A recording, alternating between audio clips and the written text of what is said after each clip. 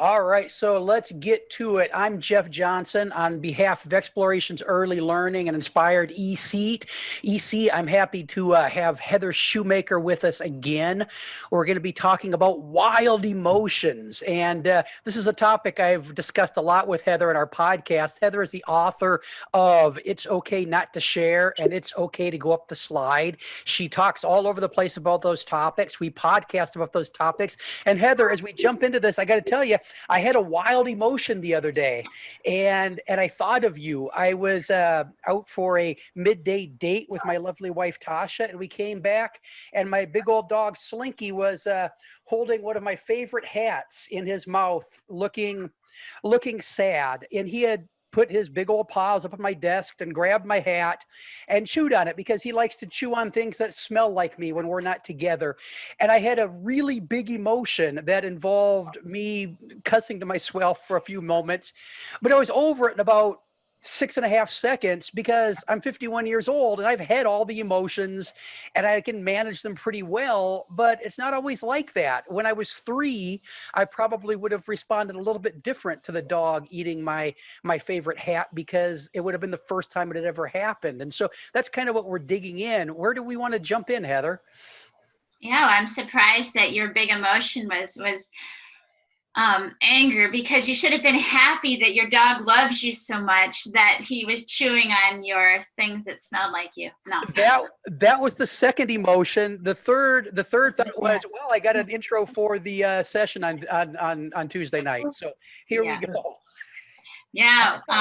Well, things are, you never know what emotion somebody else will have to something too.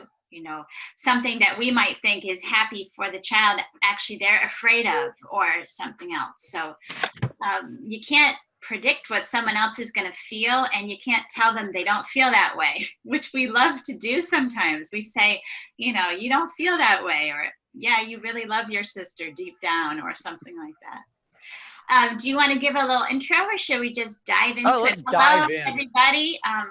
My kids, again, think it's wonderful that I'm talking to you in tomorrow, because it's still yesterday for us.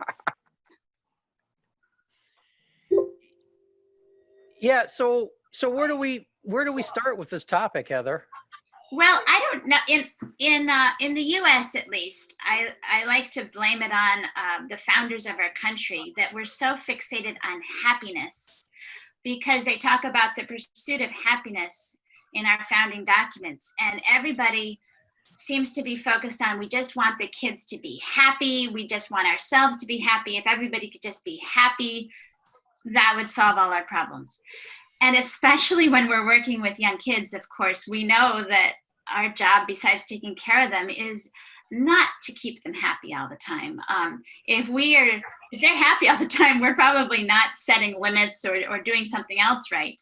So the goal is not to keep everybody happy, but sometimes we're stuck in that, and we think, I need to feel happy right now, or they need to feel happy right now, and it's this big focus on happiness. What I'd like to just put this little idea in your mind, if it's not already there, is that really our job with the young children, and all ages, is to help them cope with the full range of human emotion.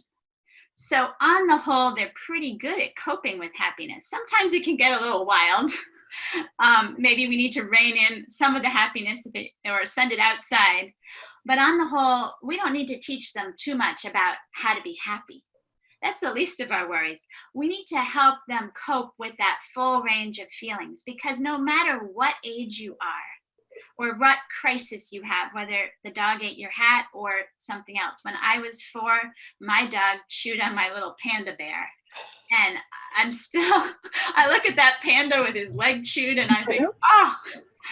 So, but whatever age we have our grief, we have our anger, we have jealousy, we have frustration, we have joy, we have happiness, we have jealousy, we have so many feelings, and they're all legitimate, and we're going to feel all this range of emotion whatever age we are, and the young children are going to feel the whole range of human emotion. So our job isn't to keep everybody happy, it's to help them cope with all those big feelings that come. And as you know better than most people on this planet, young children have very big emotions sometimes. And sometimes so big they can scare us. So I mean, if when you're facing the absolute rage of a very small person, it can be overwhelming. So we're going to go into emotions, learning how to be competent with emotions, and then getting some possibly new tricks to put up your sleeve so that when there's a very sad child or a very angry child, you can try something new and see if it works. So I can't see most of you because you've got your blank screens, but I would like, Jeff, can we type in the chat? Is everybody able to do that even if they want to stay mute? They certainly can. Okay, so I would like you, wherever you are, is to write the answer to this question. It's not going to be a paragraph, it's going to be a word or two, which is, how many of you growing up yourself, for the people who raised you, how many of you had all of your emotions fully accepted when you were a child? So write down, you can say I did or no I didn't or whatever. It's like, just take a moment and type that into the chat. Nope, we start off with Jeff. Probably not. Mm-hmm.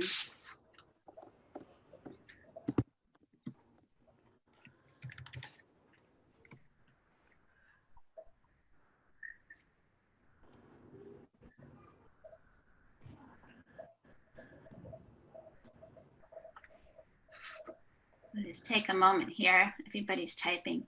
Wow, we are getting some really amazing answers. I don't know if everyone, do you know how to pull up the chat? You can read what everybody's saying. So I'm just going to verbalize some of these. A lot of them say nope, probably not. No, I didn't. And there's a few in here that are saying, I feel that I did. I feel that I did all the time. We did. And no, I felt lots of times that nobody got it. So this is an interesting, just to, if you didn't have your feelings accepted by your parents or whoever raised you growing up, you are definitely not alone, because that is the typical answer people give. In fact, if I'm speaking to a group and the whole room is a couple hundred people, back when we could all get together in person, and I would ask a room full of people, an auditorium full of people, how many of you had all your feelings accepted? There's usually one or two hands. I think the most I've ever had go up is 3 or 4 hands in a couple hundred people. So pat yourselves, or if your parents are still alive, go call them and say, thanks, you did a great job. Not to say the other parents didn't, but they probably didn't have some of this understanding of child development, and they were at their wits' end and they did the best they could. That's usually the case for many families.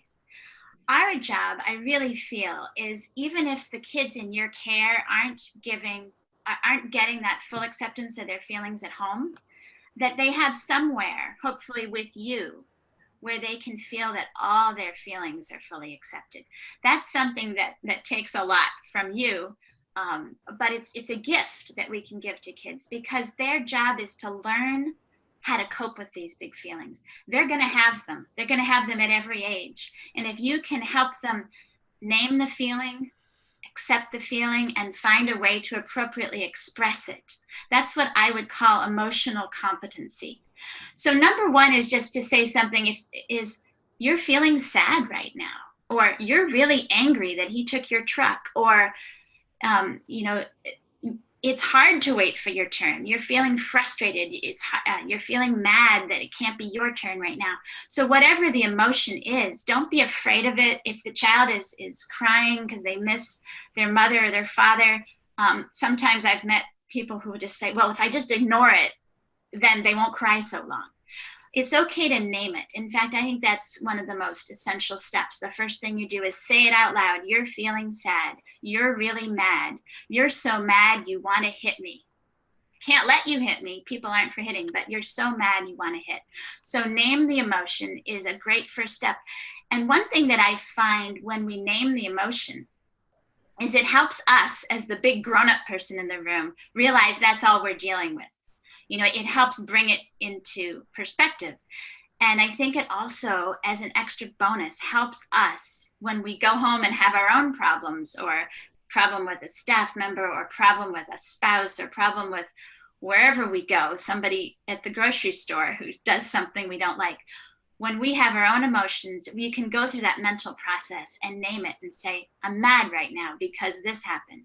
And that helps put it into perspective. So naming it is a great first step. I think, Heather, it also helps because it gives language to what they're feeling.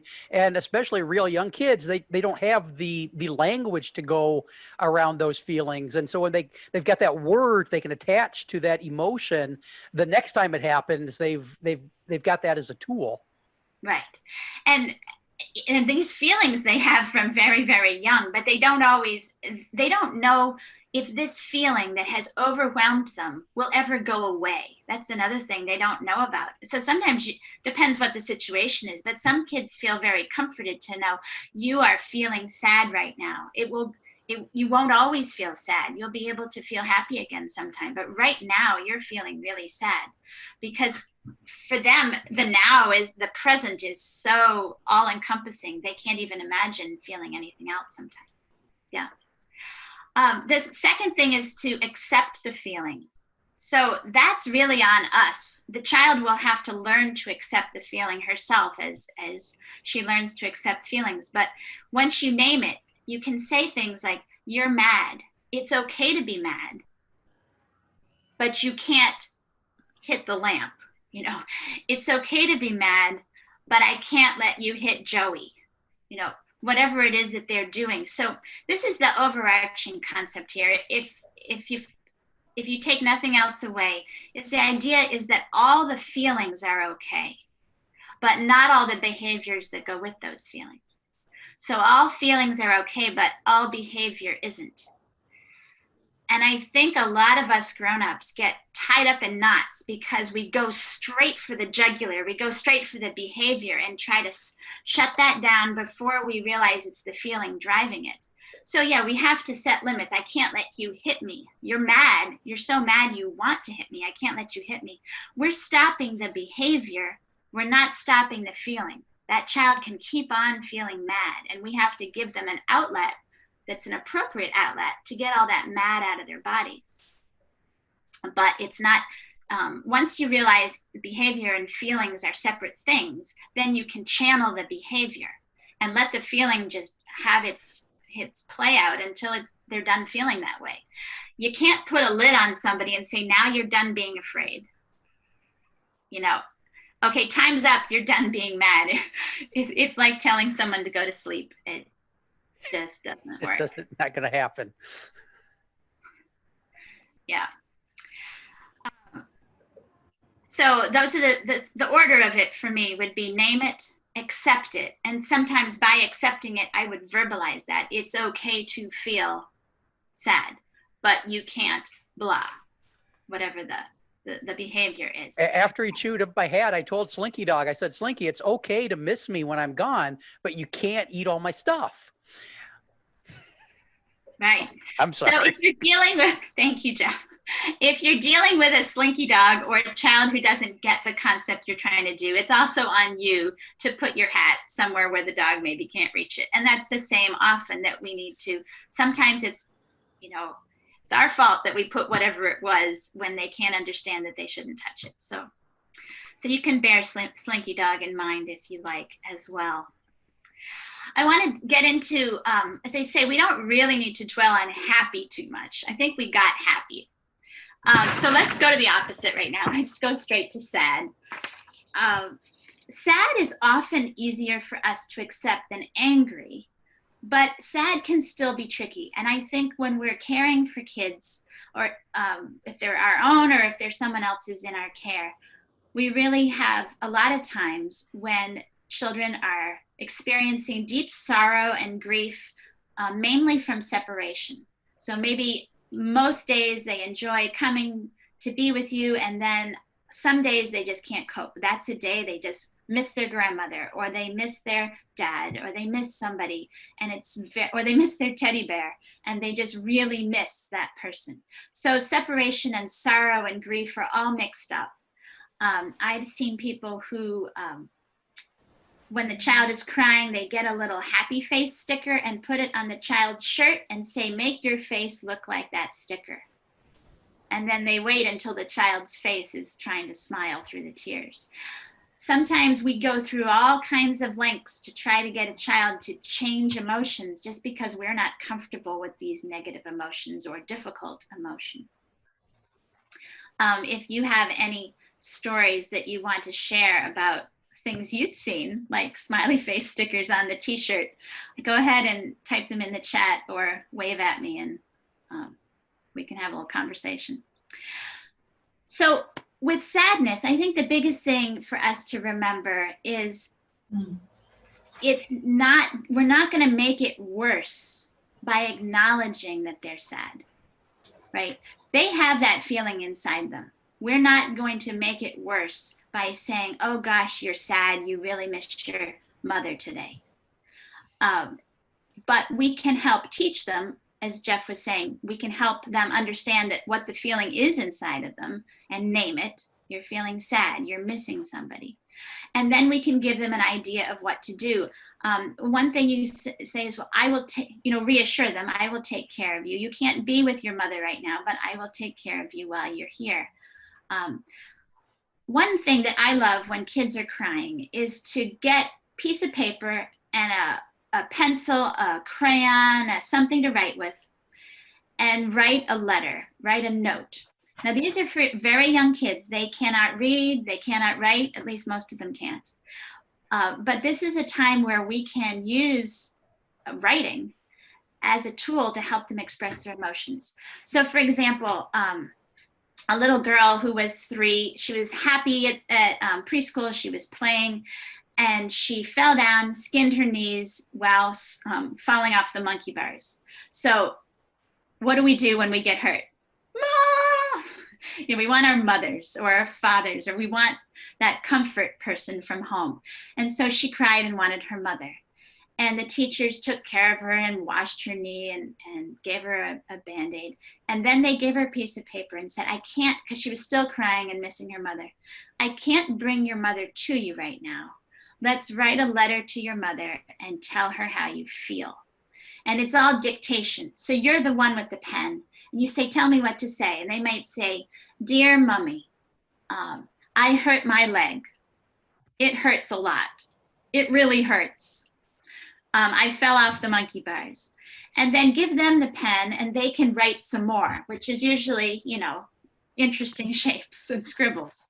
But they are writing, they're writing their feelings out. They're learning the power of literacy, because when you are writing down exactly what their deepest feeling is, they are paying attention, and they will have you read it again and again, often, the repetition of it. And if you mess up, if you don't read it exactly the same, they'll catch you on it. And often having that piece of paper, once they've finished writing their name or whatever they want to write on it, they'll stick it somewhere and say, we'll give this to your mother when she picks you up today. Where do you want to put it so she'll get your letter? You can put it in your coat. You could put it in your cubby. And then when the parent eventually comes a few hours later, this was a snapshot in time. Eloise was really missing you today because she fell down and got hurt this morning. And look, she wrote a letter. Because it is important not for the parents to feel terrible guilt. Oh no, I wasn't there when my kid got hurt and she cried. Just putting it in perspective for them, that this was a moment in time when she felt sad, and we helped her and we gave her tools of how to cope with feeling those sad feelings. So this will work with, as they say, anybody they're missing. Kids who are feeling this sorrow really like this method. It even works with inanimate objects. So I just tell you a story. When one of my children was little, he had a blankie that was, those special ones. And it was with him all the time. And we were driving in the car one day, and we were far away from home. And everything was fine. He was completely content. And all of a sudden he went from content to screaming and crying his head off. And I asked him what was wrong, and he wanted Blanky. And so I pulled the car over to the side of the road and I fished around for a paper and a pen. And I said, I can't bring you Blanky right now, because I remembered he was under the bed. There was no way we could get him. He was far away. But we can write a letter to Blanky and tell him how you feel. And so he dictated this letter that said, Dear Blanky, I miss you. I love you. And then he signed his name. Well, he didn't sign his name, but we wrote his name down. And then I gave him the piece of paper and he held onto it for the whole car ride home. And he stopped crying as soon as we were doing this, because he's got something tangible to hold on to.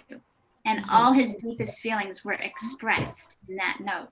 So he couldn't get what he wants. You can't magically make the missing father or missing mother or missing teddy bear appear, but you can be with them with that big feeling. Let them know it's okay to feel sad, and give them a way for that feeling to come out.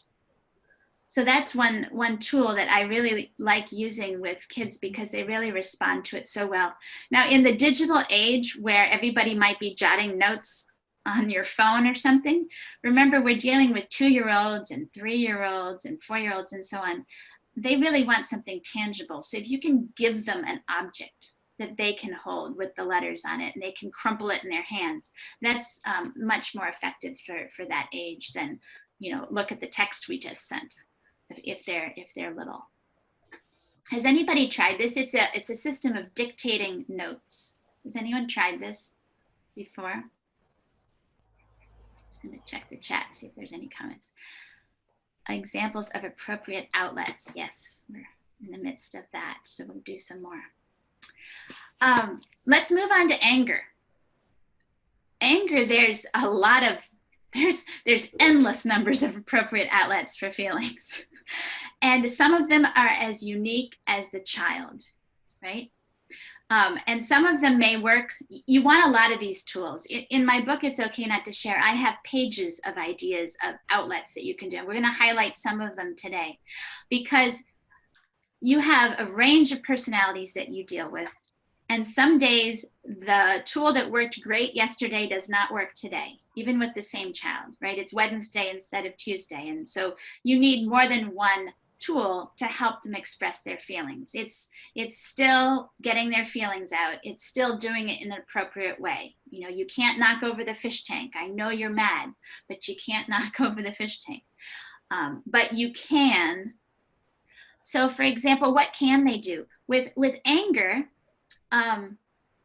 you can still do dictated notes. I'm going to get on to some other tools, but with that one, it's amazing. When a child is having a temper tantrum because they're very frustrated by a limit that you've set, or they're really angry about having to wait their turn or not getting their way, you can say, wow, are you mad? Let's write down how mad you're feeling. I did this with a child who, I think I'll just do another example from my own house, because this was a fun day.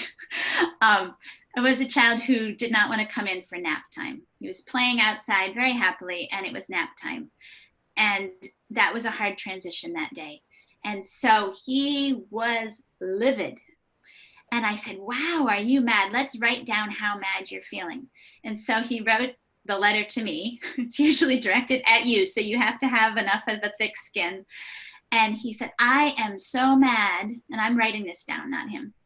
I am so mad. I want to throw at you a tree, a wheelbarrow, a house, 10 garbage cans, a lot. He kept using bigger and bigger numbers, like 100 strollers and large objects, anything he could think of that was a big object and a big number. And then I gave him the pen. And he scribbled. I said, show me how mad you are. And he scribbled for a very long time until the paper it was a black pen, entirely black, and there were holes in it from where he'd been scribbling through. And we read it out together. And when we'd read out all the things he wanted to throw at me, he didn't throw anything at me, and he went in and had his nap. because all the feelings had come out and I had listened. I hadn't given in. He was still going in. And he really needed the nap that day. But I had listened. So it's not necessarily, even if they're crying over an extra cookie or something, it's not giving into it. It's listening to how they're feeling about it and letting that feeling come out.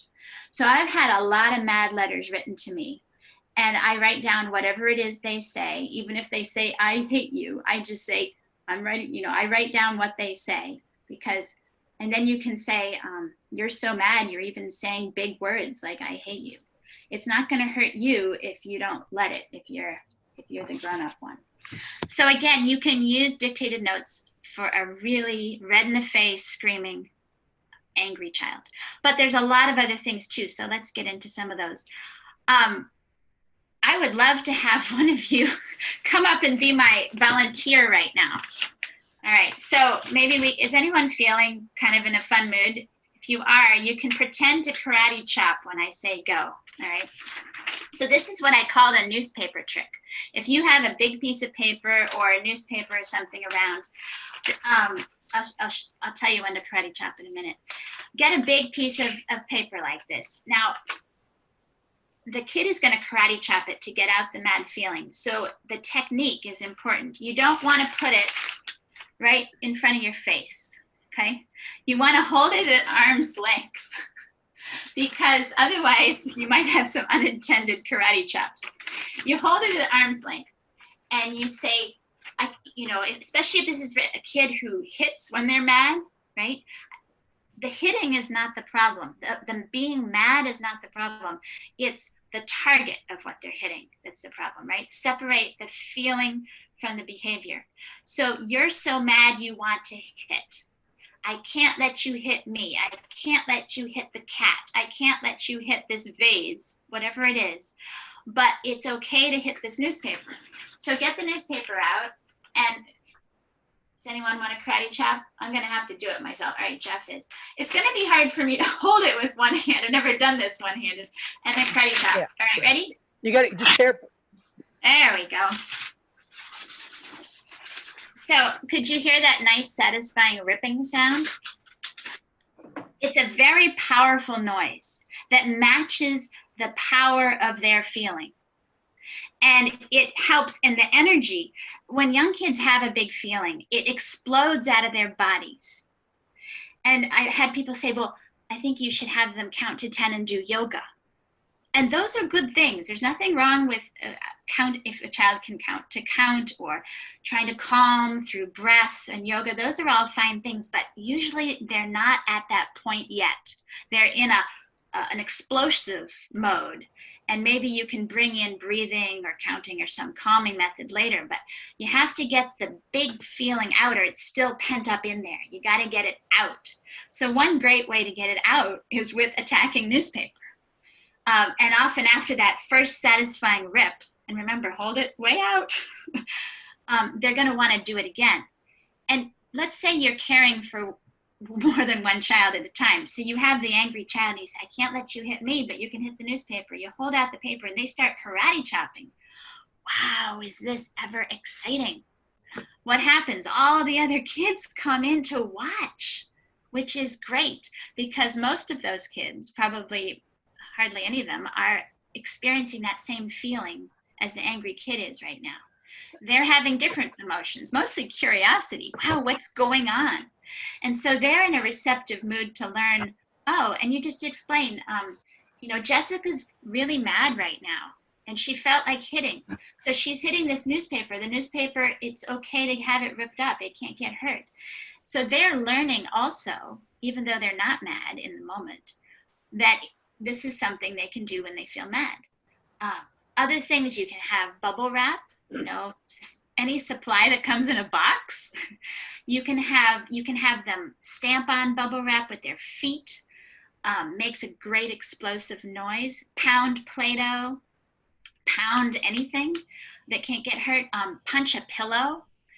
In my childhood preschool, they had big people, they called them dummies. They had no faces. They were just a people form, like a big pillow. And the kids could hug the person, the dummy, they could punch them in the tummy or wherever if they were feeling mad, because it was always explained, this is not a person. It's just a pillow. And if you're mad, I can't let you hit me, but you can hit this pillow. So you can have a pillow of any shape you want. Bean bags, if you have bean bags around, again, there's often an instinct to throw or kick or bite. So you can't do those to me, you can't do those to other humans or other living things or things that are breakable, but you can do it, give them an outlet. So is there a pillow they can hit? Is there a cardboard box they can kick or stomp on?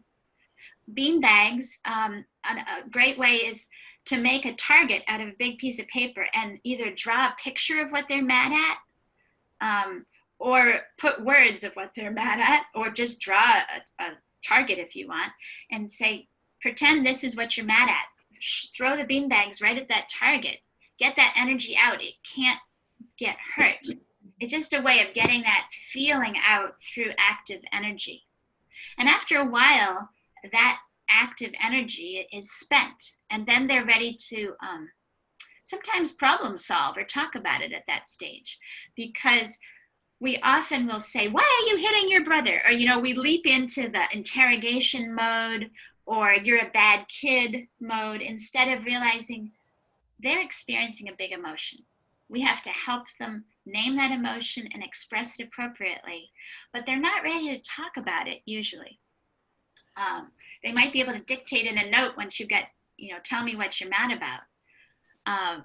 But they're not, they need a lot of times active energy first before we start saying, wow, you were really mad. I wonder what you were mad about. And then maybe the story will come out. Well, he walked over my picture and spilled the paint all over what I was drawing.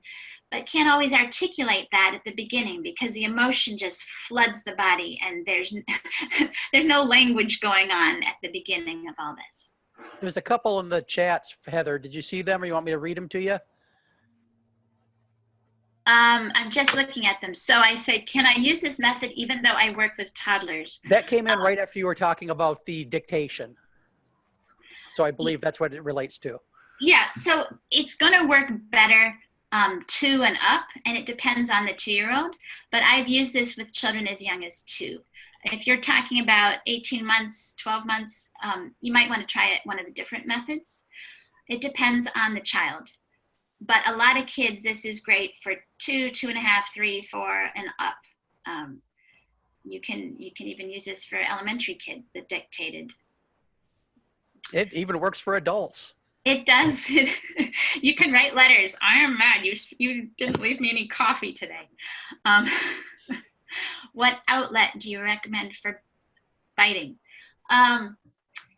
Anything that can't get hurt. Some kids really seem to go through that biting phase. And so we have had things, well, I'm wearing a necklace now that I don't want bitten.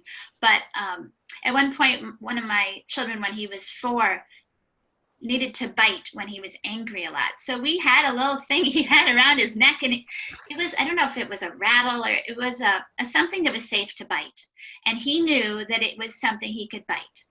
I mean, he ruined all his zippers and all his, his collars. And the idea is they shouldn't be biting you. They shouldn't be biting other kids. Sometimes this is hard to stop. But if you have something really handy, and in this case, it was something, you can also tie it onto their pants or their belt or if you don't like the neck, but it depends on the kid what you attach it to. But something that's actually on their clothes or on their body that they can grab and reinforce, you're mad, you can't bite me, but you can bite your biting tool, or whatever you want to call it, your biting buddy. We went through quite a few of those objects, those biting objects, until he was done with that biting phase. So that was, what if they're mad at a person? Would you still draw it on a piece of paper? Yes, I draw my own face on a piece of paper and let them throw beanbags at it. And I reinforce with my words, you are mad at me. I would not give you that extra cookie. You are mad at me. You can't hit me, but you can throw beanbags. And this is a picture of my face. Show me how mad you are. It's a safe transfer of the feeling, and the child feels safe because even though they're mad at you, They are scared to death that your love will go away from them. They still want you to take care of them. They are overwhelmed, absolutely overwhelmed and flooded with emotion. But inside is a fear that you won't like them anymore, or that you won't love them anymore, you won't feed them anymore, you won't take care of them. I mean, it's just, they need to know that you're the strong one, that you will be there, especially during their hour of need, which is right now when they're really mad and they can't cope. So I go ahead and draw my own face. I'm a really bad drawer, so it looks like a big circle with, little dot eyes, but I say, this is my face. You're mad at me, go ahead and throw it. If they're mad at another kid and the other kid doesn't want their face on the paper, that's a limit, that they don't have to have their face on it. You can say, I'm just going to draw a triangle. If you're not comfortable with that, it doesn't have to be a face, but I don't have trouble with it myself. So how, Heather, do you as the adult keep from taking this personally? Because that's not always an easy thing. I hearken back to when my kids were small, it was always easier with other people's children to be cool, calm, and collected in those situations. But heck, in a busy early learning setting, it's challenging to keep your cool, to be the voice of reason in those wild emotion situations. So what tips do you have for those of us who need them? Well, I mean, you can't, we're all humans, so sometimes you'll be better at this than others. But I think it's hardest when it's our own child and they're saying very personal things such as, I hate you, right? Or I wish you weren't my mother, right? Those sorts of ones, they just go right in the heart and you think, we're going to have a ruined relationship all our lives and we're going to be estranged. And after all I've done for you. And I mean, what do kids say when they're mad? I hate you. I won't be your friend anymore. You can't come to my birthday party. And I wish you weren't my mother, right? Or depending who they're talking to. These are the zingers that they pull out. These are the deepest, darkest things they can think of to say. And if they know that they can push your buttons this way, they're really going to pull them out. But now, how many of you were the kind of kid that threw temper tantrums? Because I was a temper tantrum kid. Oh, good. I'm glad to have some company. Do you remember what it felt like? Can you remember being 3 years old or 4 years old and having a temper tantrum? Do you remember that feeling, anybody? You do? So go ahead if you want to put that in the chat. I'm going to, while you're doing that, share with you how I remember, because I had temper tantrums a lot. I had very big feelings. And I told one of my sons that recently, and he said, really? You're just so calm. It's really hard to make you angry. And I said, well, when I was a kid, I remember when I was having a temper tantrum, I was out of control and scared witless. And I usually had the tantrums with the people that I cared about most. So it was usually my mother when I was coming home from a big day and everything was just, I was overwhelmed. Yes, Danielle's typing down, frightened and alone. That is exactly what it feels like. You're in this dark place. You don't know if you'll ever come out of it. You're terrified and you want the big people in your life to be there for you and to make sure that you'll come out of this hole. I remember when I was really, really, really in the midst of a temper tantrum, I would pull out the words, I hate you, to my mother. And as soon as those words passed my lips, I was in utter terror. Because if my words had ever made her doubt her love for me, the sun would have gone dark and that would have been the end of the world. So I was terrified of saying those words, but I was so mad that I wanted to say something big. And luckily my mother was a preschool teacher and had lots of child development training. So she would say, I know you're feeling so mad and scared right now that you're saying those words, but I will still be there for you. She couldn't be fazed. How do you get to that kind of meditative Buddha stance? I think it comes from understanding it's not about you. If they're saying I hate you or some other big word, phrase like that, it means help, I'm really, really scared and alone and frightened and I need your help. That's what they're actually saying. They need you to be there for them. So you have to interpret those words rather than face value. The last thing they need is for you to take offense at it. I was able to do this with my own kids because this is a textbook case. This is what kids say when they're mad, right? So when they say it, I first time one of my children had a temper tantrum, I was like, haha, this is exactly what you're supposed to do at this age. And I know what to do. And so I had to stop myself from laughing, which of course you really don't want to laugh at somebody who's really angry. That's the wrong. So I had to control my emotions in order to say, okay, great, he's doing exactly what he should be doing right now. I'm just reading some of this. I feel so overwhelmed, like my heart would burst out of my chest and I had no control.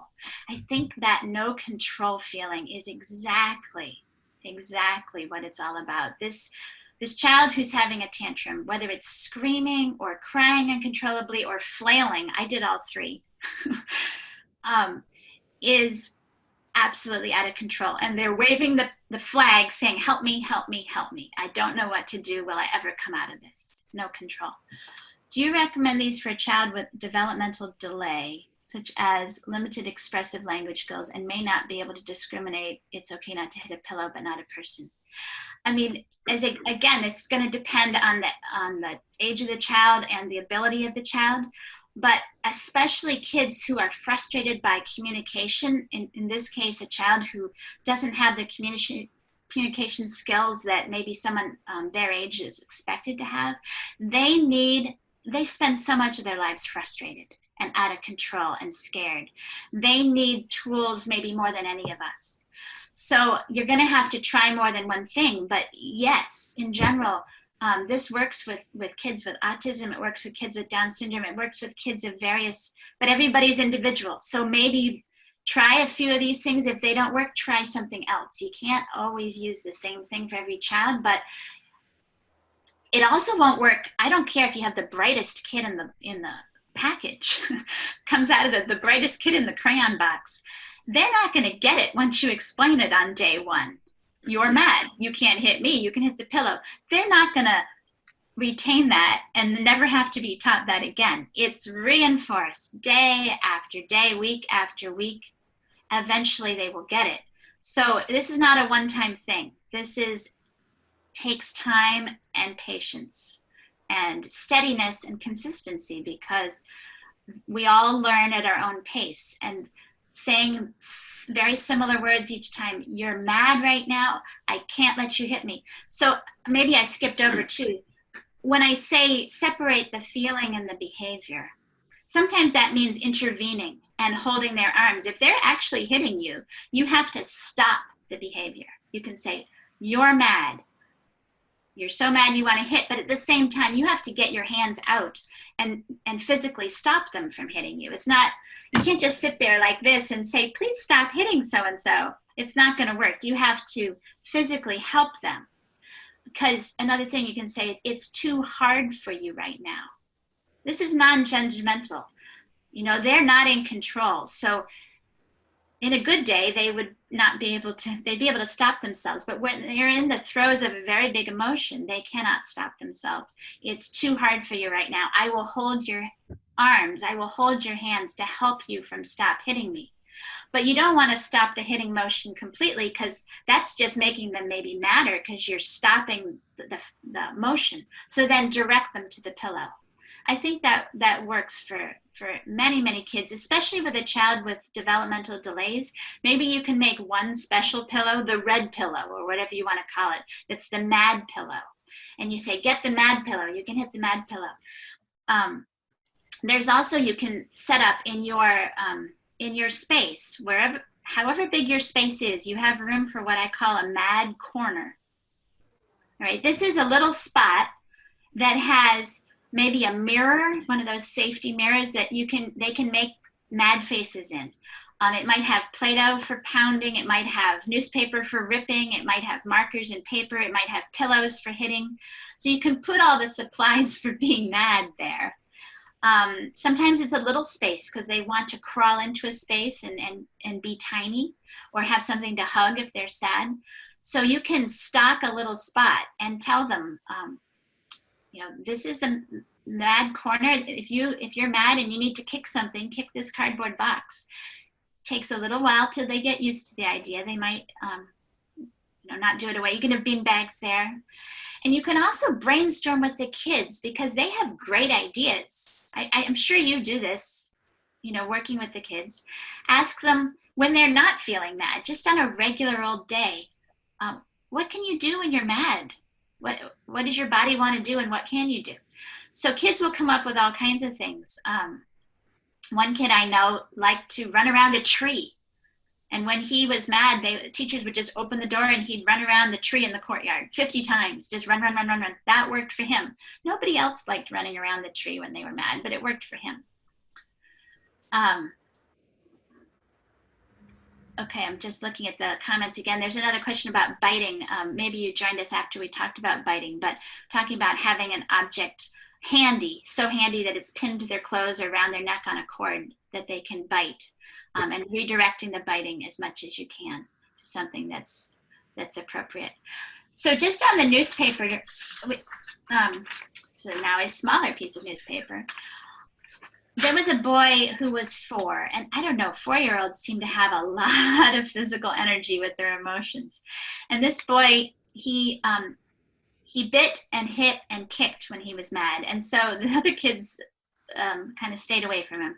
And the teachers introduced the newspaper trick, and they not just did it at preschool, but they taught his mother about it and explained that this really, really helped him to do the, slashing the newspaper.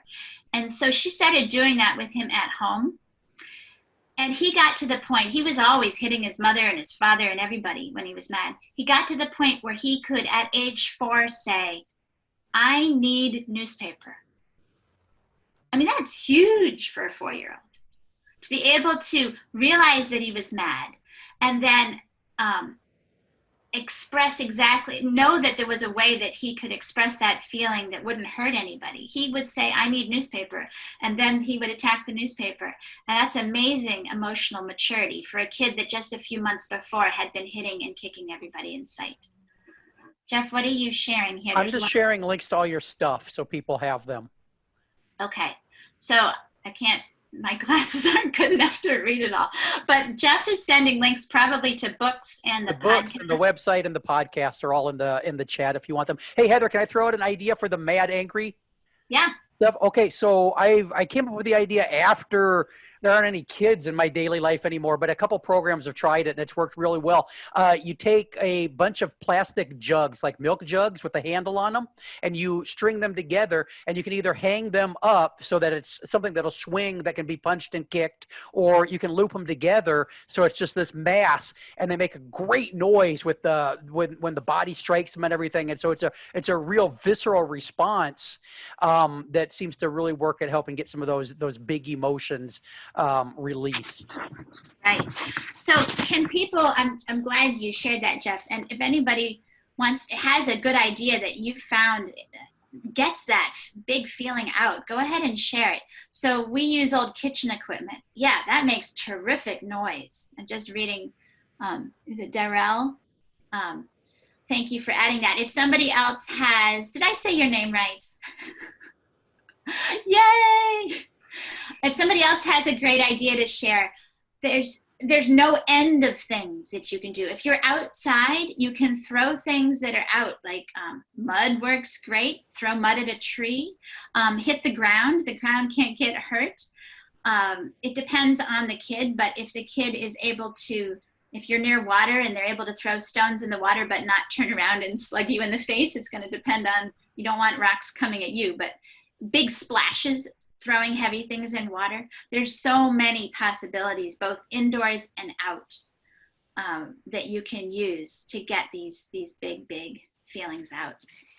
And yeah, go ahead, Jeff.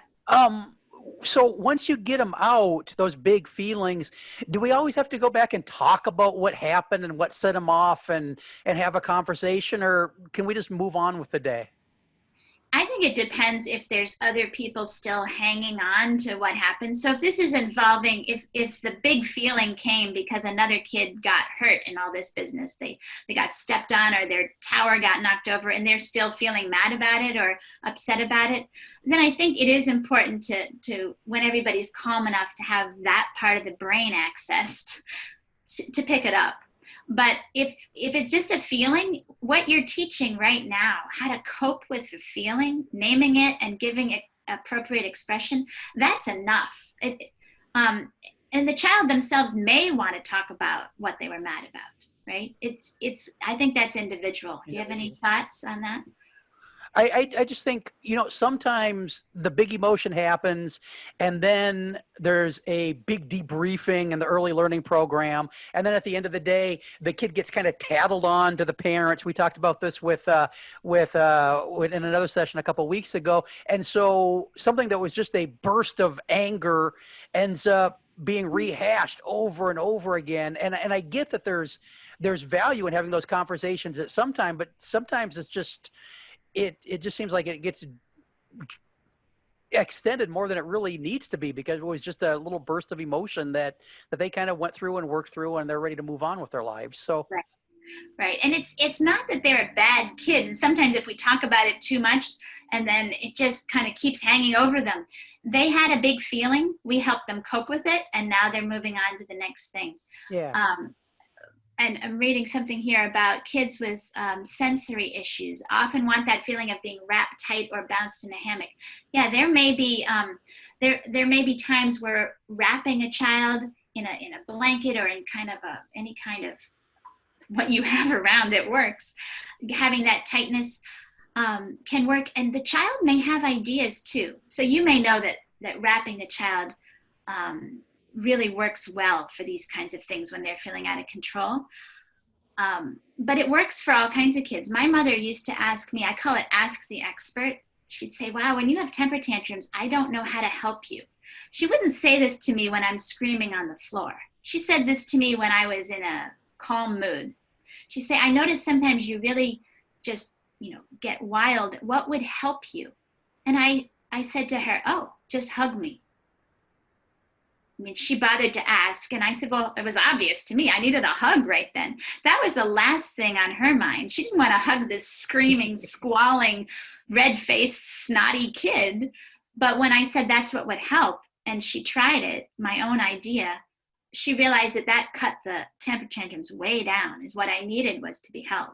So you can try asking the child. Make sure you ask them at a time when they're able to communicate with their normal human communication. I think that really shows a lot of respect for them and appreciation of their opinion. It's really empowering for a child to be asked a question like that. Yeah, and don't worry if they don't know the answer. They don't have to know they're still learning all this too. So if they don't have an answer, that's okay. But if they do, try their idea, see if it works. Should we take some more questions or what? Yeah, anybody have any more questions or comments as we're drawn towards the end of this?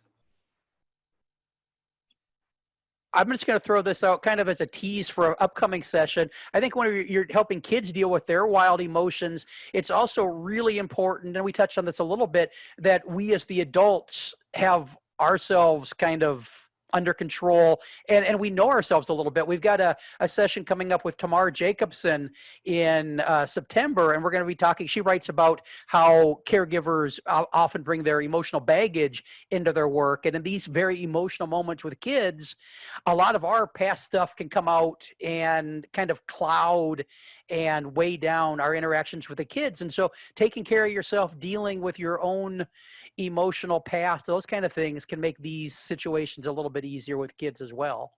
Right. And I find that's a good point, Jeff. And as you practice this out loud speaking of naming the emotion, accepting it, and then redirecting it, you'll find you do the same little broadcasting in your mind when you're having your own grown-up emotion. So instead of saying, you're mad, I can't let you hit me, you can hit the pillow, you'll be saying, you're mad, she cut you off in traffic, I won't let you honk your horn and curse at them. I will, you can just go through the same process because you're so used to doing it. The kids, it actually helps you regulate your own emotions and realize that's all that happened. It's no big deal. How do you redirect a 4-year-old who swears when feeling frustrated at preschool? I love swearing. I have my own chapter about it. It's called It's Okay to Let Kids Swear or something like that. Basically, there's words as well as actions that we do not want to see as behavior. And for some people, it's a certain category of words, the bad words. Other ones, it's potty words. Other people, it's words like I hate you, or, you know, words that sound mean. So whatever words you don't like, you can't stop them from talking. People have tried soap, duct tape, it doesn't work. But what you can do is change the dynamic and the power dynamic and the location. So if a child says a big word, a word you don't like for whatever reason, and say, what? First, remember, they're either saying it to push your buttons because they know your buttons and they like pushing them sometimes, and they're trying to get a big reaction out of you. So your job is not to give a big reaction, or they're doing it because they have a very big feeling. And swear words, they were invented when people first hit their thumb with a stone, right? We need words for big feelings. Ouch. So if a child is using a word to push a button, don't react strongly. If the child is using a big word because they're having a big feeling, again, separate the behavior from the feeling and say, wow, you sound like you're really hurt, or you're really mad, or name it. You're so mad you're saying a bad word. In this house or in this school or wherever you are, you can say that word as much as you like in the bathroom with the door closed. Or you can say that word as much as you like in your bedroom if you're home with the door closed. Because that way you're not censoring and shutting down the word. We cannot control their thoughts. We cannot control their speech, but we can set limits on where we hear it, right? So we acknowledge you're mad. You're saying this word because you're mad. You can say that word as much as you want in the bathroom. So in my house, if a kid wanted to say some bad words, they would get off, they'd ask to be excused from the dinner table, go into the bathroom, shut the door, and then fireworks would go off behind the bathroom door. And then they'd leave the bathroom, come back, and then they spoke reasonably again. Well, I think another thing you can do. Go ahead. Oh, sorry. I was going to say you can have them invent their own big words. So it's usually very upsetting for us to hear 3-year-olds use, you know, big bomb words. We just don't like to hear them say that. So you can also have them come up with their own swear word. That's a big word that grown-ups use when they're really mad. Do you need a word that you can use, just you, when you're really mad? Kids come up with the darndest words, like chop chop, funnel burgers, whatever it is. And they like it because it's their own word. So just some ideas. And there's a whole chapter on swearing. All right. I got one more. What after they're all calmed down, is that when you send them to timeout? Yeah, I'm not in favor of timeouts because it doesn't help the situation. We're trying to get them to cope with the full range of human emotions, and we need to be time in for that. We need to be involved and help them label it and help give them expression. When I'm sad or mad or grieving, people don't punish me. It's a human feeling. Yeah. So we can't punish kids for having human feelings. We need to give them ways to express it in a safe way and give them limits when they express it in a way that is not acceptable. So we started asking at the very beginning, how many of you had all your feelings accepted as a child? You may not have, but this is a gift that you can give to the kids in your care. Separate the behavior from the feeling and accept all those feelings, but set limits on how they can express it. I think that's a good way to wrap things up, unless anybody's got any final questions. But I think we're at time, and I think we're doing pretty good. I'm popping the link to the evaluation in here. If you want a training certificate to go with the session, just fill the quick evaluation out. It'll take a couple minutes, and a customized, personalized certificate with all your information on it will be emailed to you in PDF format almost immediately. So yeah, it's the magic of technology. Appreciate it, Heather. And again, I've got the links. I'll leave everything on for a minute after we wrap up. The links to Heather's website and her books via Amazon, and the podcast Heather and I do together, the Renegade Rules podcast, are all there in the chat if you want to check that out. And you can find Heather all over the internet if you go looking for her. And I got to tell you, those books are delightful if you haven't checked them out. It's okay not to share, and it's okay to go up the slide. So if you're interested in the topic of emotions particularly, this is the book about emotions. It has a whole bunch of ideas. It has words that you can pull out of your pocket. The other book focuses on a lot of other young child things, but the emotion book, I'd say, is the first book.